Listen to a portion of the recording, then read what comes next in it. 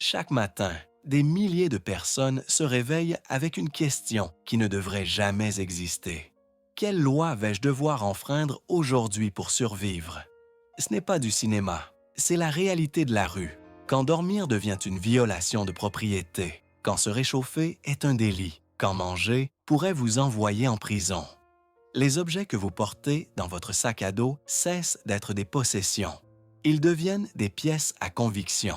Aujourd'hui, nous allons parler de 7 choses que presque toutes les personnes sans abri transportent. 7 objets quotidiens, 7 crimes involontaires, 7 manières dont le système criminalise la pauvreté sans même s'en rendre compte. Bienvenue dans un monde où la survie elle-même est hors la loi. Incident déclencheur. Il y a quelques semaines, j'ai rencontré Marc. Pas Marcus, pas Marco, juste Marc.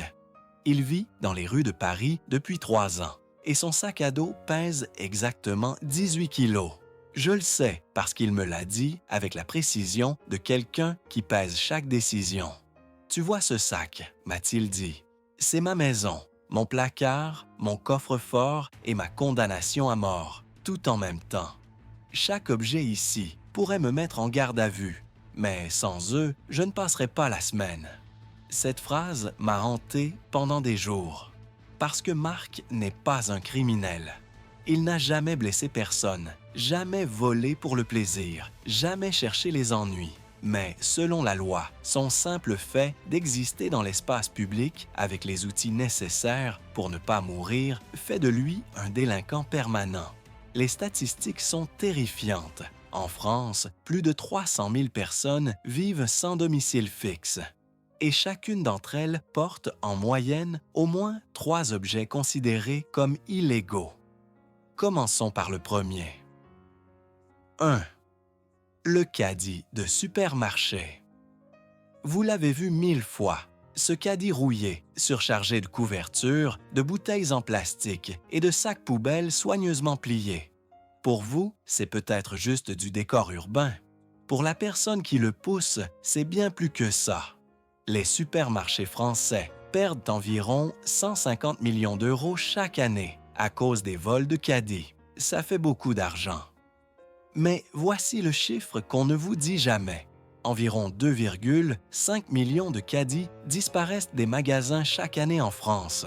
C'est plus que le nombre d'habitants à Paris. Maintenant, imaginez essayer de transporter votre vie entière dans une valise à roulettes. Vous savez, ces petites roues fragiles qui se coincent dans la moindre fissure du trottoir. Essayez de la faire rouler dans la neige, dans la boue, sur des pavés, avec 15 kilos de couverture dedans. Impossible, n'est-ce pas?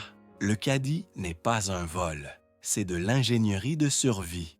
Sophie, une femme de 52 ans que j'ai interviewée à Lyon, m'a expliqué comment elle organise son caddie. Tout à sa place, les vêtements secs en haut, les chaussures de rechange au milieu, les couvertures au fond. Si je perds ce caddie, je perds ma maison. Elle a raison, parce que le caddie devient bien plus qu'un moyen de transport. C'est un abri mobile quand on le retourne et qu'on le recouvre d'une bâche. C'est une barrière contre le vent. C'est une table improvisée pour partager un repas. Mais voici le problème. Posséder un caddie volé est un délit de recel. La peine, jusqu'à 3 ans de prison et 375 000 € d'amende selon le Code pénal français.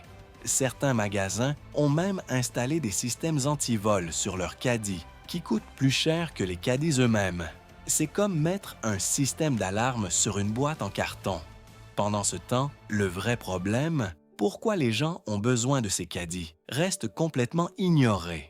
Mais si vous pensez qu'un caddie est problématique, attendez de découvrir ce que la police trouve vraiment inquiétant dans un sac à dos de sans-abri. 2. Seringues et aiguilles. Parlons de quelque chose qui met tout le monde mal à l'aise, les seringues. Pas exactement le sujet de conversation idéal pour un dîner en famille, je sais. Mais restez avec moi, parce que cette histoire va vous faire reconsidérer tout ce que vous pensiez savoir. En France, plus de 40 000 personnes sans abri sont diabétiques. 40 000. C'est plus que la capacité du Stade de France. Toutes ces personnes essaient de gérer une maladie mortelle sans cuisine pour conserver l'insuline, sans salle de bain pour faire leurs injections en toute intimité et sans endroit sûr pour garder leurs ordonnances. Vous voyez où ça devient compliqué.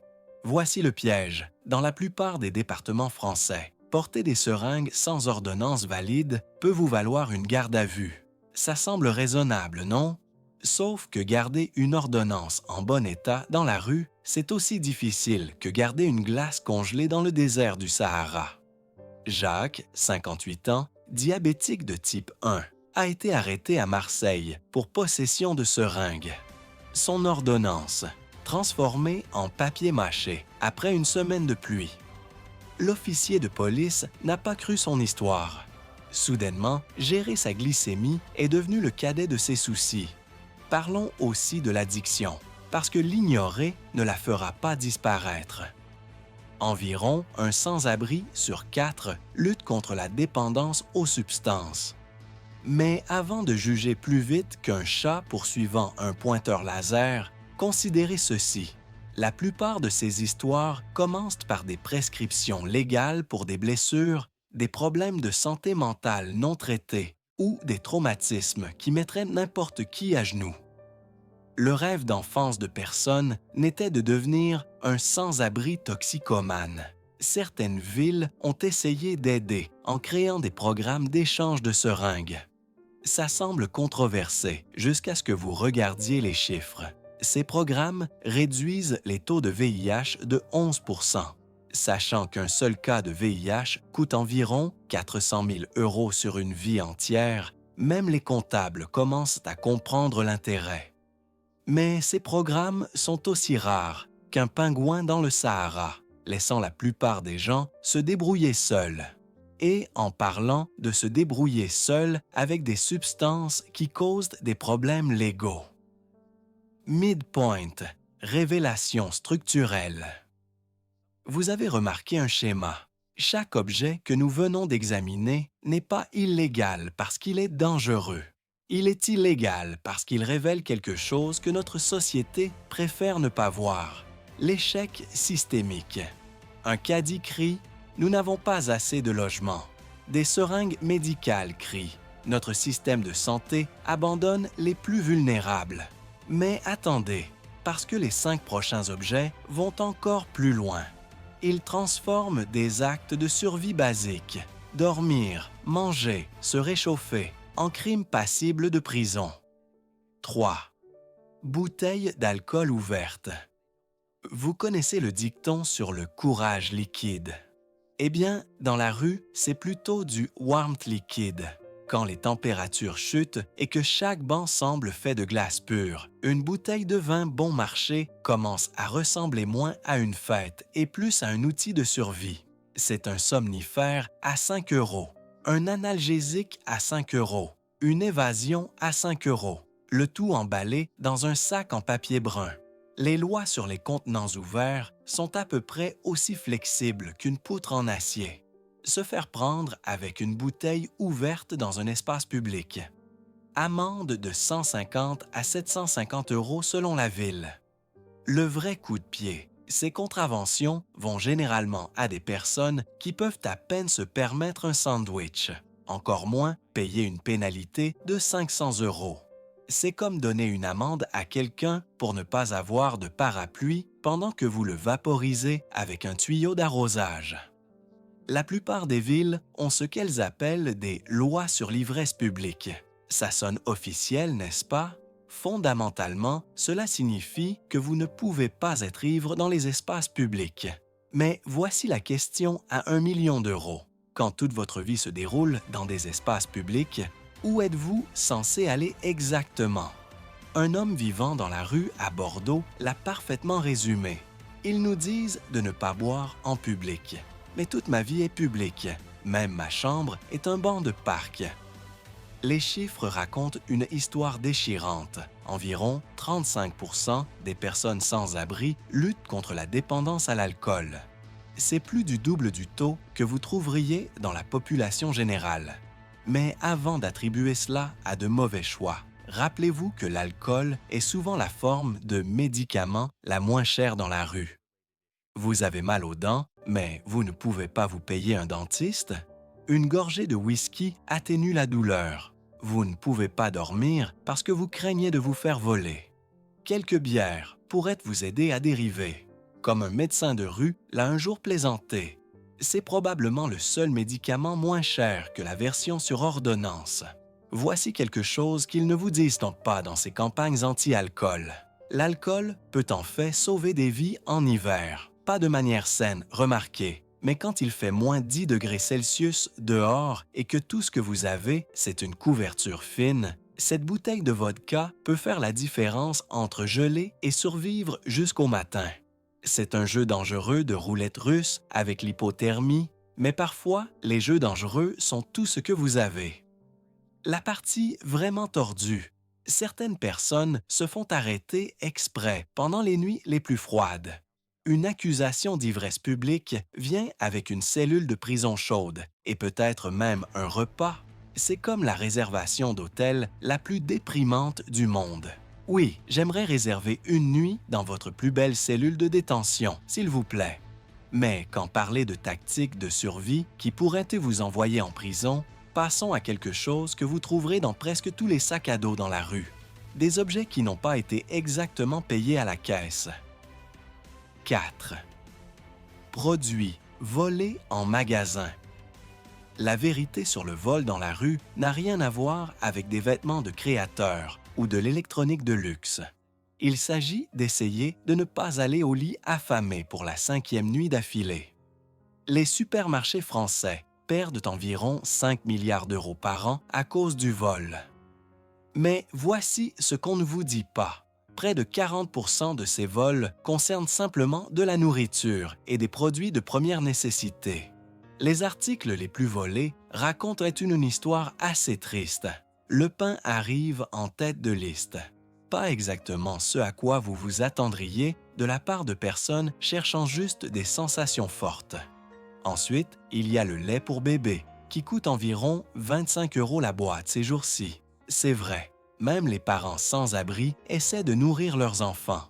Les chaussettes arrivent étonnamment haut dans le classement. Apparemment, avoir les pieds au sec est maintenant un article de luxe. Voici un chiffre qui frappe plus fort qu'un sevrage de caféine. Environ une personne sans abri sur 3 saute des repas pendant une journée entière, au moins une fois par semaine. Les banques alimentaires et les soupes populaires font de leur mieux. Mais quand elles sont fermées ou à court de provisions, cette remise à 5 doigts commence à ressembler moins à un crime et plus à un instinct de survie. Les sanctions pour vol à l'étalage sont à peu près aussi équilibrées qu'un flamant rose à une patte. Se faire prendre en train de voler un sandwich à 3 € parce que vous n'avez pas mangé depuis 2 jours. Ça fera une amende de 500 € s'il vous plaît. Vous ne pouvez pas payer? Voici une cellule de prison confortable où vous coûterez aux contribuables environ 100 € par jour. Ça a du sens, n'est-ce pas? Comme un défenseur public frustré l'a dit, nous criminalisons essentiellement la pauvreté, puis nous facturons des intérêts. Mais ce n'est pas seulement de la nourriture qui disparaît des étagères. Quand l'hiver arrive et que votre veste est plus fine que votre dernier espoir, ce portant de solde au grand magasin commence à avoir l'air vraiment tentant. Il en va de même pour le savon, le déodorant et autres produits de base que les bons alimentaires ne couvrent pas. Fait amusant, l'incident moyen de vol à l'étalage implique des articles d'une valeur inférieure à 25 €. C'est moins que ce que la plupart des gens dépensent en café par semaine. Les systèmes de prévention dans les magasins coûtent plus cher que ce qui est volé. Ces dispositifs anti-vol fantaisistes sur un stick de déodorant à 4 €. Ils coûtent environ 8 € chacun. C'est comme mettre un verrou de coffre-fort sur une tirelire. Pendant ce temps, la personne qui essaie de ne pas sentir le sans-abri pour son entretien d'embauche se fait arrêter pour avoir tenté de voler des produits d'hygiène de base. Et quand rester propre et nourri devient un tel défi, parfois vous avez besoin d'un type d'outil complètement différent. C'est là que l'équipement pour faire du feu entre en scène. Parce que quand vous vivez dehors, Un peu de chaleur peut signifier la différence entre la vie et la mort. 5. Équipement pour faire du feu. Certaines personnes sont excitées par leur nouveau barbecue ou leur réchaud de camping sophistiqué. Mais quand vous vivez dans la rue, faire du feu n'a rien à voir avec des fêtes dans le jardin. Il s'agit de ne pas mourir de froid quand la température descend sous zéro. Un simple briquet ou une boîte d'allumettes devient plus précieux que l'or quand vous essayez de réchauffer une boîte de haricots ou d'empêcher vos doigts de devenir bleus. Vous savez quoi? Avant l'invention des allumettes, les gens gardaient littéralement des feux allumés 24 heures sur 24 et 7 jours sur 7. Ils transportaient même des charbons ardents d'un endroit à un autre. Ces jours-ci, les personnes sans abri ne sont pas si différentes, sauf qu'elles doivent utiliser tout ce qu'elles peuvent trouver. Briquets, allumettes, pierres à feu, même de vieilles loupes. Une astuce intelligente assez courante. Une boule de coton trempée dans de la vaseline brûle plus longtemps que l'amadou ordinaire et coûte environ 50 centimes à fabriquer. MacGyver serait fier. Les chiffres dressent un tableau glaçant. Littéralement. L'hiver dernier, plus de 600 personnes sans abri sont mortes d'hypothermie en France. C'est plus que le nombre de morts de toutes les catastrophes naturelles réunies. Un simple feu aurait pu sauver beaucoup de ces vies. Mais voici le piège. Allumer un feu dans la plupart des espaces publics est illégal. C'est comme rendre illégale l'utilisation d'un parapluie sous la pluie. Le problème du risque d'incendie n'est pas une blague cependant. Environ 20% des incendies dans les bâtiments abandonnés sont déclenchés par des personnes sans abri essayant de se réchauffer. Ça semble mauvais, jusqu'à ce que vous réalisiez que cela signifie que 80% sont déclenchés par d'autres personnes qui ont effectivement des maisons où retourner. Mais un feu au mauvais endroit peut se propager plus vite que les ragots dans une petite ville. L'année dernière, à Paris, un feu de réchauffement sous un pont a causé 1,5 million d'euros de dégâts. C'est assez d'argent pour loger 25 personnes sans abri pendant un an. Voici où ça devient vraiment chaotique. La plupart des villes ont des lois contre les feux ouverts dans les espaces publics. Enfreindre ces lois peut vous rapporter une amende de 50 à 1 500 euros selon la juridiction. Les policiers qui trouvent des camps de sans-abri confisquent souvent l'équipement pour faire du feu en premier. Parce qu'apparemment, la solution pour que les gens aiment froid est de s'assurer qu'il le reste. C'est à peu près aussi logique que prendre les béquilles de quelqu'un, parce qu'il pourrait trébucher. La partie vraiment folle. Les pompiers dépensent des millions à enseigner la sécurité incendie aux enfants, mais presque rien pour aider les personnes sans abri à faire des feux de manière sûre. Il existe en fait des moyens de contenir un petit feu en toute sécurité. Utiliser des contenants en métal, les éloigner des matériaux inflammables, avoir de l'eau à proximité. Mais au lieu d'enseigner ces compétences, nous rendons simplement le tout illégal et espérons le meilleur. Pendant les vagues de froid vraiment intenses, certaines personnes sans abri sont devenues créatives. Elles construisent de petits poêles à partir de boîtes de conserve, utilisent du gel hydroalcoolique comme combustible, oui, ça marche vraiment, ou creusent des fosses à feu qu'elles peuvent rapidement couvrir. D'autres collectionnent ces petits chauffements des centres de dons comme s'ils collectionnaient des Pokémon. Chacun ne dure qu'environ 8 heures et ils sont à peu près aussi chauds qu'un éternuement de hamster. Mais parfois, c'est tout ce que vous avez. Mais rester au chaud n'est que la moitié de la bataille quand vous vivez dans la rue. Parfois, vous avez besoin de protection pour plus que le froid. C'est pourquoi beaucoup de personnes sans abri portent quelque chose d'autre qui rend les gens nerveux. Des armes. 6. Armes et couteaux. Un couteau dans la rue n'est pas seulement une arme. C'est un couteau suisse de survie qui sauve des vies. Alors que la plupart des gens voient maintes une menace quand ils repèrent une personne sans abri avec une lame, il manque l'histoire complète. L'année dernière, les personnes sans abri avaient 17 fois plus de chances d'être victimes de violences que les personnes ayant un logement. Ça met ce couteau de poche sous un jour différent, n'est-ce pas? Les stats sont plus effrayantes qu'une promenade de minuit dans un mauvais quartier. 47% des personnes sans abri déclarent avoir été agressées au moins une fois en vivant dans la rue. Ce chiffre grimpe à 68% pour les femmes.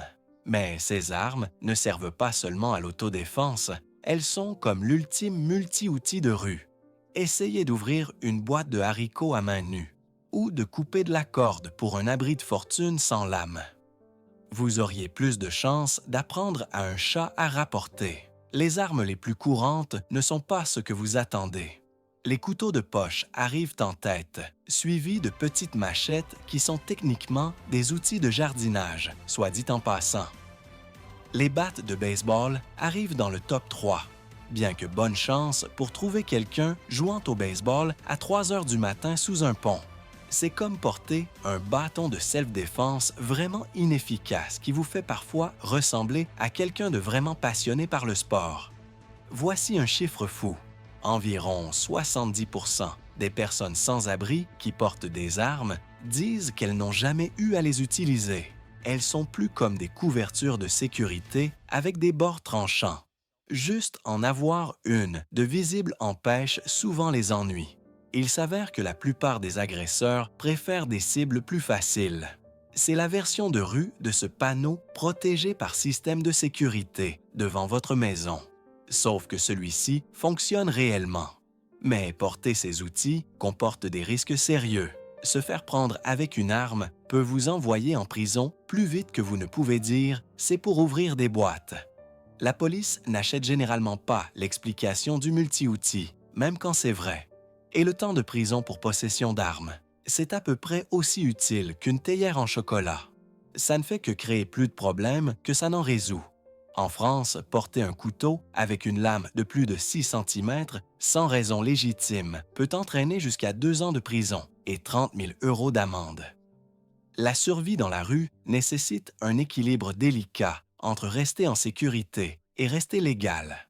Quand votre chambre est une ruelle et que votre système de sécurité est ce qui rentre dans votre poche, parfois vous devez faire des choix difficiles, comme choisir entre enfreindre la loi ou devenir une autre statistique de crimes violents. En parlant de choix difficiles, cela nous amène au dernier objet de notre liste, celui qui relie vraiment tout ensemble, parce que parfois, trouver un abri signifie devenir créatif avec l'accès. 7. Crochet et outils de crochetage. Crochet, pied de biche, coupe-boulon. Ça ressemble à une liste de courses de cambrioleurs, n'est-ce pas? Dans la rue, il ressemble plus aux clés d'une maison pour quelqu'un qui n'en a pas. Quand les températures descendent sous zéro et que tous les refuges sont pleins, ce bâtiment abandonné commence à ressembler moins à la propriété de quelqu'un et plus à la différence entre la vie et la mort. Voici un chiffre qui vous fera repenser ces outils de crochetage. L'hiver dernier, plus de 800 personnes sans abri sont mortes d'exposition au froid dans des villes avec des bâtiments vides tout autour d'elles.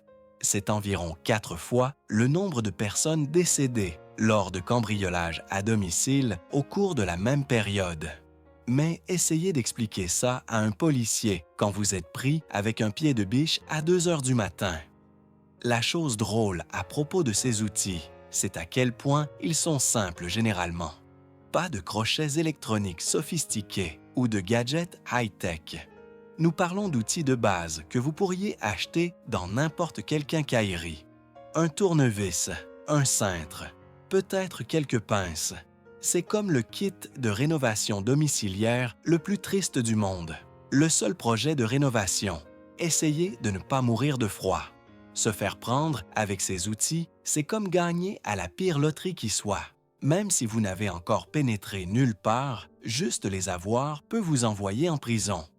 Le terme juridique est « possession d'outils de cambriolage », parce qu'apparemment, vouloir dormir à l'intérieur fait de vous un cerveau criminel. En France, la possession d'outils de cambriolage peut vous valoir jusqu'à 1 an de prison et 15 000 € d'amende. La peine peut monter jusqu'à 3 ans si on prouve une intention de cambriolage. Ce qui, ironiquement, résout le problème du logement, bien que probablement pas de la manière dont quiconque l'entendait. La plupart des gens ne réalisent pas que porter ces outils ne concerne souvent pas le vol. Il s'agit de trouver un endroit sec pour dormir quand il pleut, ou un coin chaud quand il neige. Parfois, il s'agit d'accéder à ce bâtiment abandonné, que tout le monde sait être vide depuis des années. C'est de la survie, pas du crime. Voici la partie la plus folle. Il y a actuellement environ 3 millions de logements vacants en France. 3 millions. Pendant que 300 000 personnes dorment dans la rue. Faites le calcul. Il y a assez de bâtiments vides pour loger chaque personne sans abri 10 fois. Mais l'accès à ces espaces, illégal. Les outils pour y entrer, illégaux. Le fait de vouloir ne pas geler à mort.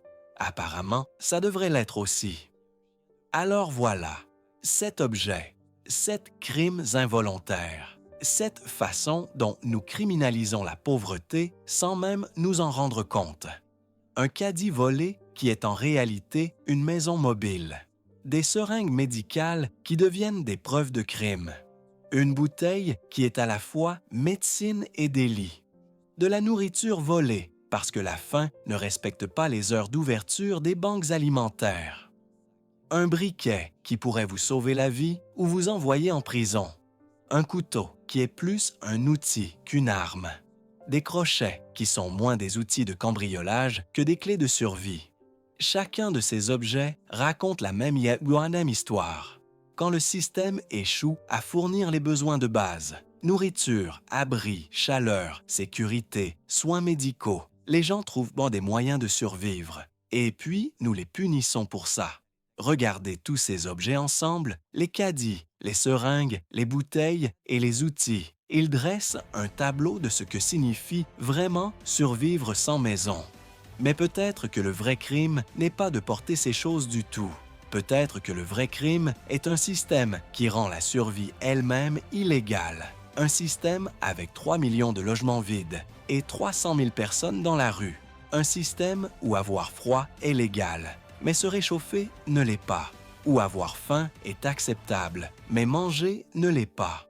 Où être vulnérable est votre problème, mais vous protéger est le nôtre. La prochaine fois que vous voyez quelqu'un dans la rue avec un caddie surchargé, une bouteille dans un sac en papier ou un sac à dos qui semble suspect, posez-vous cette question. Qui enfreint vraiment la loi ici? La personne qui essaie de survivre ou la société qui a rendu la survie criminelle?